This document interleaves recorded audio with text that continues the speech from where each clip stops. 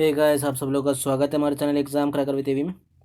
आज जो हम बात करने वाले हैं जेआईबी का legal and regulatory aspects of banking का चैप्टर नंबर 48 तक ख़त्म हो चुका है। 49 से 54।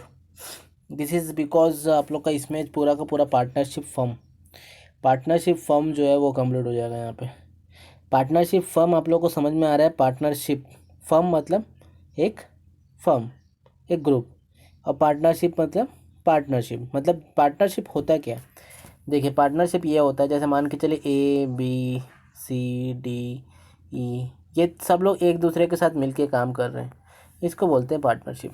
अब एक और सबसे बड़ी बात कि अगर मैं जैसे मैं आपका मेरा नाम आदर्श है, तो आदर्श हो गया और आप लोग का राकेश, आदर्श और राकेश जो मिलके एक कार खरीदते हैं, क्या ये पार्टनरशिप है? ये पार्टनरशिप नहीं है। पर यही कार को अगर उन लोग किसी इंसान को किराए में दे देते हैं और वो किराया देता है, और वो किराया इन दोनों में बंटता है, तब ये पार्टनरशिप है। Yes, that is partnership. आप ये दोनों मिलके कुछ खरीद रहे हैं, दैट इज़ नॉट पार्टनरशिप। इन दोनों उस चीज़ को कहीं पे किराए में दे रहे हैं, तब वो वापस मिल रहा है, उसका प्रॉफिट को इन लोग शेयर कर रहे हैं, दैट इज़ कॉल्ड पार्टनरशिप। ठीक है, क्लियर है? पार्टनरशिप यहाँ पे क्लियर है। यही एक ग्रुप होता है जिसमें आप लोग का पार्टनरशिप फर्म होते हैं। ठीक है, उसमें मैक्सिमम 10 लोग रहते हैं, कुछ स्कीम्स में मैक्सिमम 20 लोग रहते हैं। ठीक है, अब इसका सबसे इम्पोर्टेंट एक एक्ट होता है। एक्ट जो होता है partnership act, that is 1932 act, partnership act. इसमें पूरा आप लोग का सेक्शंस एंड सब कुछ, रूल्स एंड रेगुलेशंस इसका दिया हुआ है। ठीक है, ओके। अब इसमें हम लोग बात करते हैं। अब ये इम्पोर्टेंट है कि मान के चलिए एक पार्टनरशिप फर्म में 15 लोग हैं। क्या 15 के 15 लोग एक्टिव पार्टनर्स हैं या स्लीपिंग पार्टनर्स हैं? अब ये एक्टिव पार्टनर्स और स्लीपिंग पार्टनर्स क्या होते हैं? एक्टिव पार्टनर्स मतलब उन लोग क्या हैं, पैसा भी लगाए हैं और काम भी करते हैं।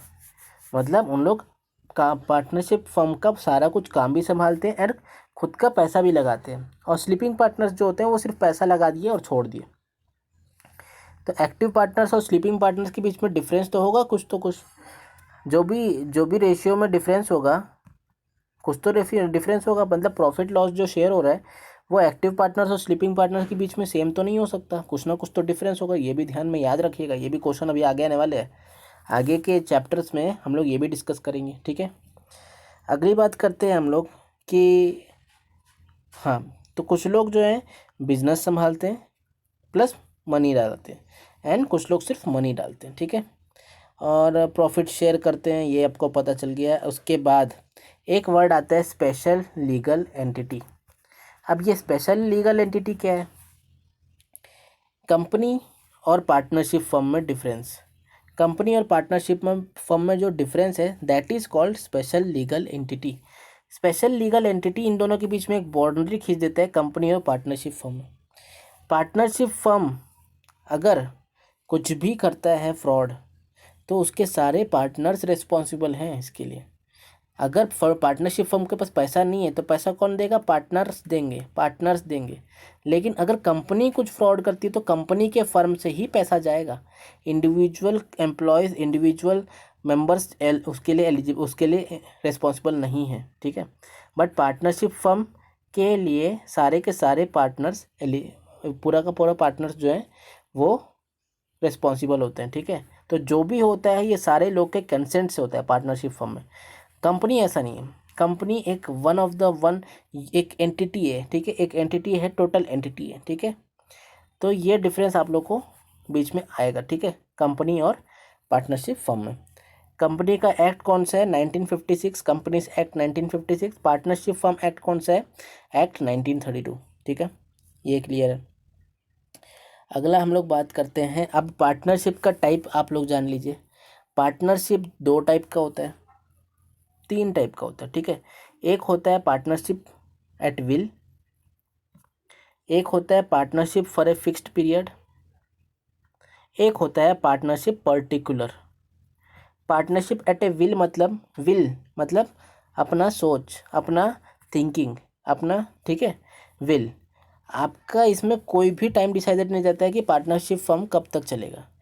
जिस दिन पार्टनरशिप फर्म को डिसॉल्व करना है, एक नोटिस साइन होगा, सबके कंसेंट होंगे एंड पार्टनरशिप फर्म बंद हो जाएगा।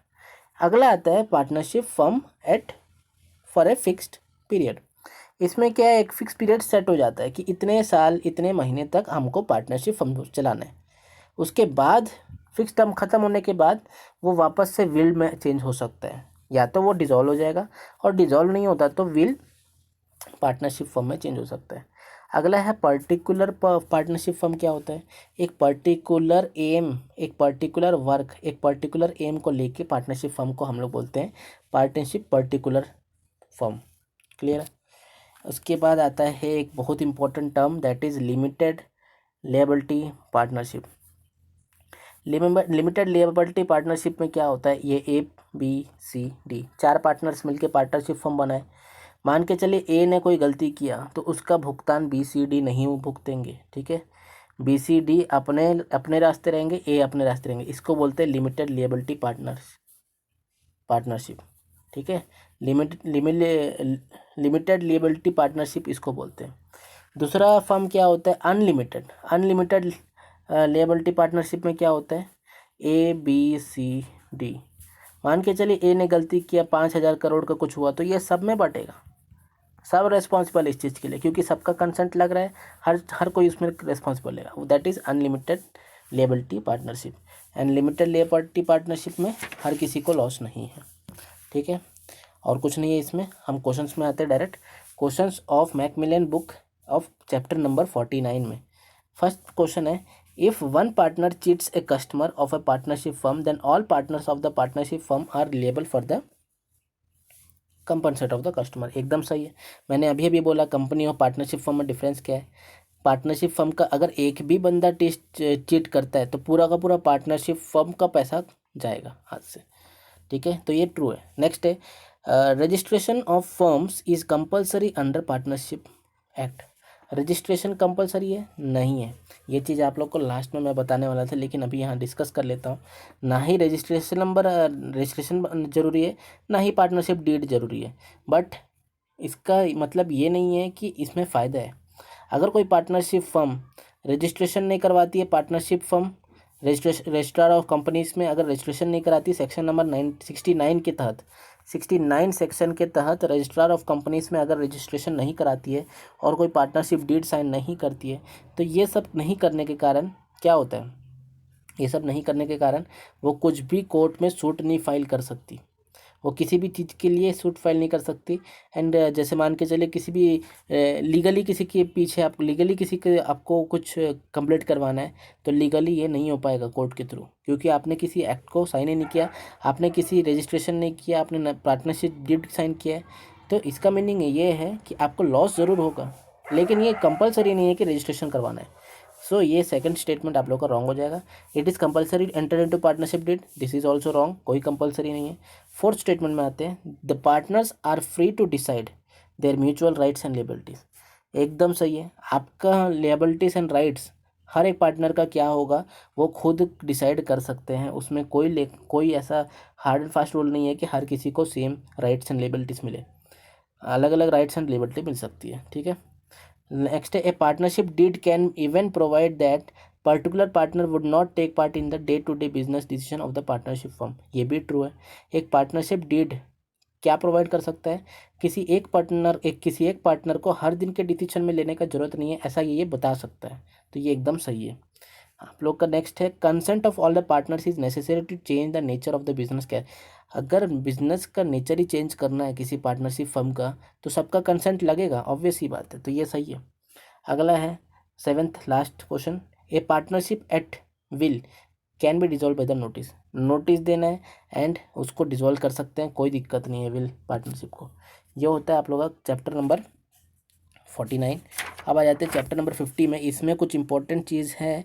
इसमें एक इम्पॉर्टेंट चीज़ ये है, यहाँ पे इंडेमनिटी याद है आप लोग को। इंडेमनिटी क्या होता है, इंडेमनिटी में दो पार्टी होते हैं, एक इंडेमनीफायर होता है, एक इंडेमनिटी होता है, ठीक है। इंडेमनिटीफाइड होता है, एक इंडेमनिटीफायर और एक इंडेमनिटीफाइड। जो LIC है, LIC जो है वो पर्सनस को क्या करती है, LIC क्या हो जाएगा, इंडेमनीफायर हो जाएगा, और पर्सनस क्या हो जाएंगे, इंडेमनीफाइड हो जाएंगे। तो ये जो है आप लोग का यहाँ पे भी फॉलो होगा पार्टनरशिप फर्म में। पार्टनरशिप फर्म में क्या होगा, मान के चलिए ए है, बी है, सी है, डी है। मान के चलिए ए को लॉस हुआ मार्केट में, तो उस लॉस को कंपनसेट करने के लिए पार्टनरशिप फर्म से पैसा उसको बराबर मिल जाएगा। That is a is indemnified with the indemnifier that is partnership firm. या फिर पार्टनरशिप फर्म को कोई फ्रॉड करता है, तो आप लोग का उसको वो भी इंडेमनीफाइड रहता है पर्सन। मतलब ये म्यूचुअल इन दोनों के बीच में, पार्टनर्स और पार्टनरशिप फर्म के बीच में म्यूचुअल एग्रीमेंट रहता है, म्यूचुअल इंडेमनिटी साइन रहता है। ठीक है, इसमें इस चैप्टर में एक इम्पोर्टेंट ये हो गया। एंड इसके बाद कुछ इम्पोर्टेंट आप लोग का नहीं है। ठीक है, इसके बाद हम लोग देखते हैं question. Every partner has right to receive remuneration. Second question भी पकड़ लेते हैं, सेम क्वेश्चन है। It is necessary that all the partners in the partnership firm must receive equal share of profit in the partnership firm. First और second question में क्या बोल रहा है देखते हैं। ए है, बी है, सी है, डी है। ठीक है, इसने मनी लगाया, इसने मनी लगाया, इसने मनी लगाया, इसने मनी लगाया। ये ज़्यादा काम करता है, ये एक मान के चलिए एक प्रेसिडेंट है, ये एक वाइस प्रेसिडेंट है, और ये नॉर्मल पर्सन है, ज़्यादा काम नहीं करते हैं। तो एक बात बताइए, सबके बीच में इक्वल प्रॉफिट होगा? नहीं होगा। तो सेकंड स्टेटमेंट देखेंगे, it is necessary that all the partners in the partnership firm must receive the equal share of the profit in the partnership firm. तो सेकंड स्टेटमेंट क्या हो गया? रॉन्ग हो गया। फर्स्ट स्टेटमेंट क्या बोल रहा है? Every partner is has a right to receive remuneration. Remuneration क्या होता है आप लोग का? कोई भी चीज़ करने का पे, that is nothing but remuneration, मतलब आप लोग का एक तरफ से भाग। ठीक है, आप लोग का parts of the money, parts of the profit and loss. तो ये भी आप लोग का सेम क्वेश्चन है लगभग। अगर सबको सेम रिसीव नहीं हो सकता, ठीक है, सबको सेम प्रॉफिट लॉस शेयर नहीं हो सकता, तो ये दोनों रॉन्ग था। थर्ड स्टेटमेंट देखते हैं, no partner is entitle to use the partnership property for his private purpose. किसी भी इंसान को, अगर ये ए है, बी है, सी है, डी है, ये ए जो है पार्टनरशिप फर्म का कोई भी प्रॉपर्टी को अपने नाम से नहीं यूज़ कर सकता। जो भी करना है उसको पार्टनरशिप फर्म, उस फर्म के नाम से यूज़ करना है, खुद के नाम से कुछ नहीं कर सकता। ठीक है, ये क्लियर है। अगला चैप्टर में आ जाते हैं, that is relation of partners to third parties. Third party वाला क्या होता है? देखिए आप लोग का, ये मान के चलिए ए है, बी है, सी है, डी है। ए मर गया तो बी, सी, डी है, अब 3 पार्टनर्स हो गए। लेकिन ए का एक बेटा है, उसने उसने पहले से ही यहाँ पे साइन करके रखा था, अगर मेरे को कुछ होता है तो मेरे बेटे को मेरे प्लेस में रख के, थर्ड पार्टी है ये बेटा, थर्ड पार्टी है ए बी, मेरे बेटे को रख के आप लोग चारों इस पार्टनरशिप को फर्म को कंटिन्यू करना, तो that is called third party. ठीक है, क्लियर है। अगला जो है आप लोग का इसमें कुछ डिस्कस करने वाला नहीं है, डायरेक्ट क्वेश्चंस में आते हैं हम लोग। क्वेश्चंस पहली क्वेश्चंस की बात, क्वेश्चन से क्लियर होगा बहुत कुछ। A single partner can authorized to carry on business and sign documents on behalf of firm. एक फर्म है, ठीक है, ये फर्म आप लोग का है, इसमें कौन है? ए, बी, सी, डी।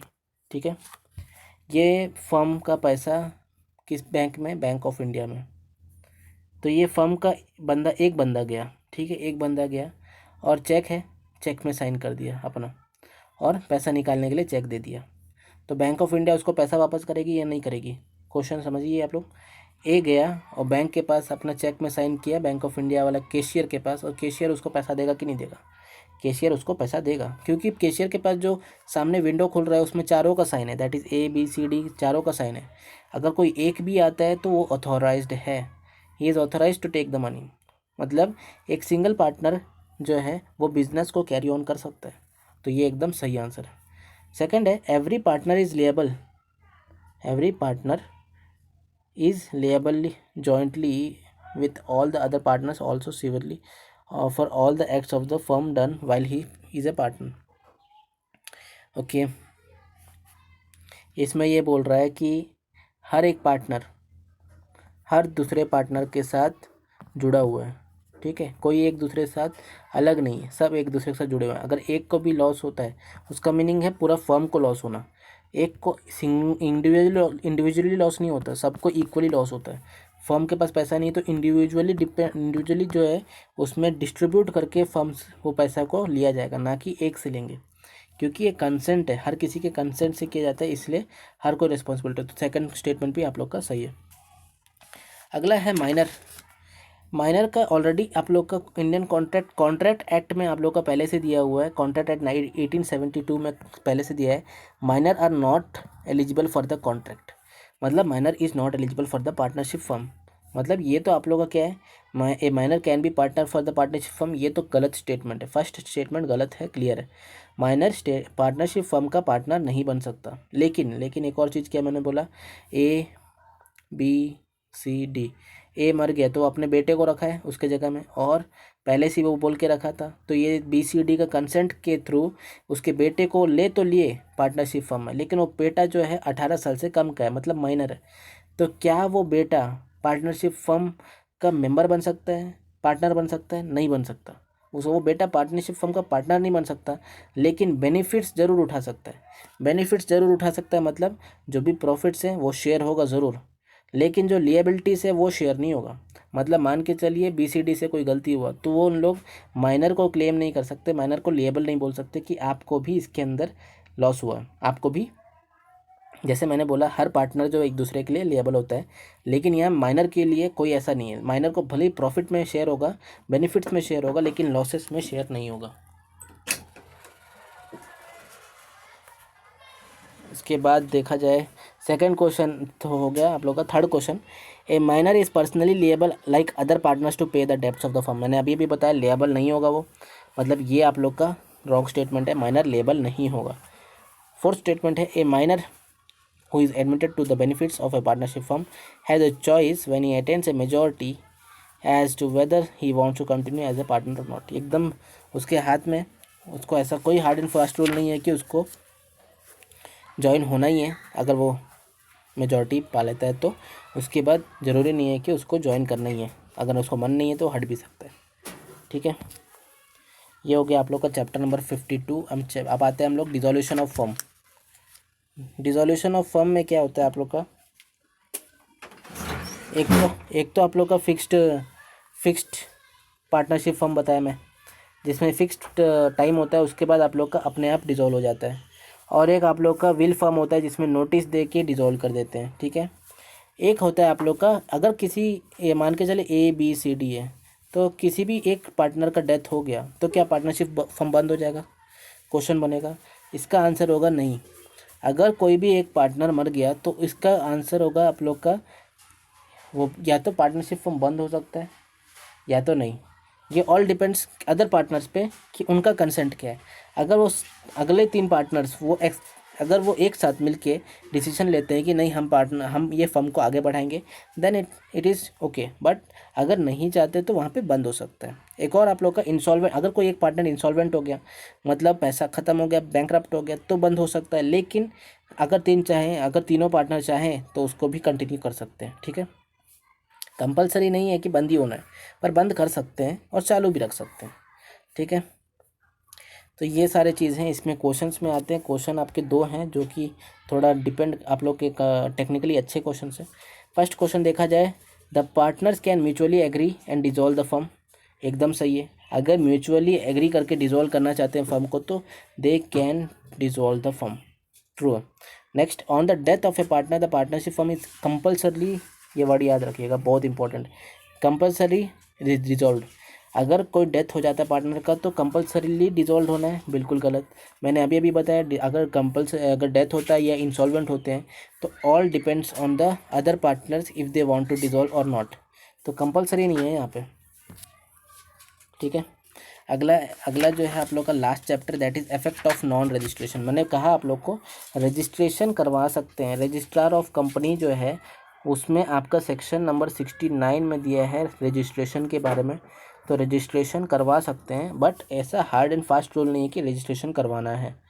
ठीक है, ऐसा हार्ड एंड फास्ट रूल नहीं है, लेकिन अगर रजिस्ट्रेशन नहीं करवाते तो कोई भी केस कोर्ट में फाइल शूट करना आपको नहीं हो पाएगा। चाहे आप अपने खुद के पार्टनर्स के लिए अगेंस्ट कर सकते हो कोर्ट का फाइल, लेकिन यहाँ पे अगर आरओसी नहीं करवाए हो, registration of registrar of companies में एक्ट में नहीं करवाए हो आपने, और सेक्शन 69 को फॉलो नहीं किया हो, तो किसी अपने खुद के पार्टनर पे भी आप केस नहीं कर सकते, बाहर के लोगों पे केस नहीं कर सकते, किसी चीज़ पे भी नहीं कर सकते, because you are not registered.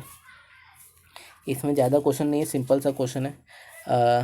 आपका जो है एक क्वेश्चन बनता है, a partner of an unregistered firm can file suit against the partners. यहाँ पे समझ में आ गया आपको, यहाँ अनरजिस्टर्ड दिख गया और कैन फाइल सूट दिख गया, तो ये क्या हो गया, क्लियर गलत हो गया।